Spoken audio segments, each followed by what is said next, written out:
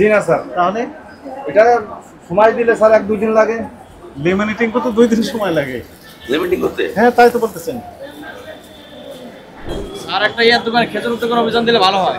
খেজুর দোকানে রেট অনেক বেশি রাখে, আর অনেক সময় অকশনের মাল আর অরিজিনাল কার্টনের ভিতরে ঢোকে ওটা বিক্রি করে। আসসালামু আলাইকুম। জরিমানা অল্প টোকেন না অর্ডার কি 5,000 টাকা বলা হচ্ছে। চলো তো সব হচ্ছে স্যার, বুঝে স্যার। মুড়িটা রাখা হয়েছে কোম্পানির ফেরত দিয়ে আসবে। অর্ডার দিয়েছে, আসলে দিব স্যার। এখন দেয় না, লেমিনেটিং করা লাগে তো ওই জন্য।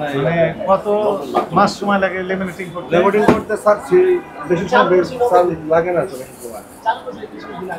কিছুদিন আগে চালু করেছেন, এখন লেমিনেটিংটা হয়নি। লেমিনেটিং দিয়েছেন, চালু করেছেন, বের হতে কয়েক মাস লাগবে, এই তো? জি না স্যার। তাহলে এটা সময় দিলে স্যার 1-2 দিন লাগে। লেমিনেটিং করতে 2 দিন সময় লাগে। লেমিনেটিং করতে? হ্যাঁ, তাই তো বলতেছেন। স্যার ওই যে সিরিয়াল থাকে তো, না শুনো, অর্ডার দিছে মানে স্যার মালিক অর্ডার ঠিক দিছে। না, এটা ঠিক না যেটা বলতেছে।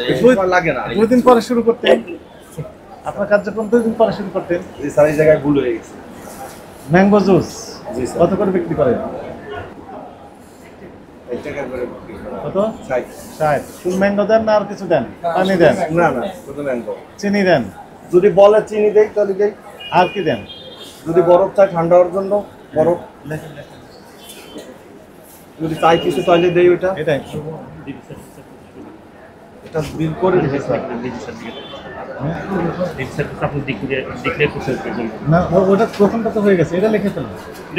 গুড, না দেখবেন ওরা 5 করে দিয়েছে।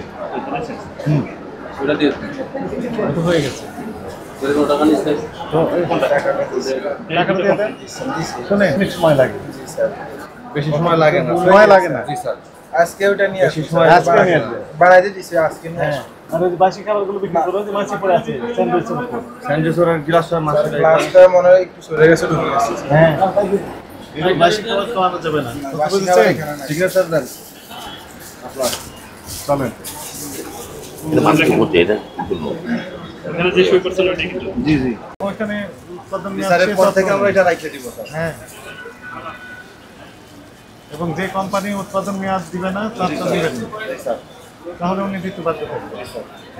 আর এই পচা ফলমূল খাওয়াবেন না,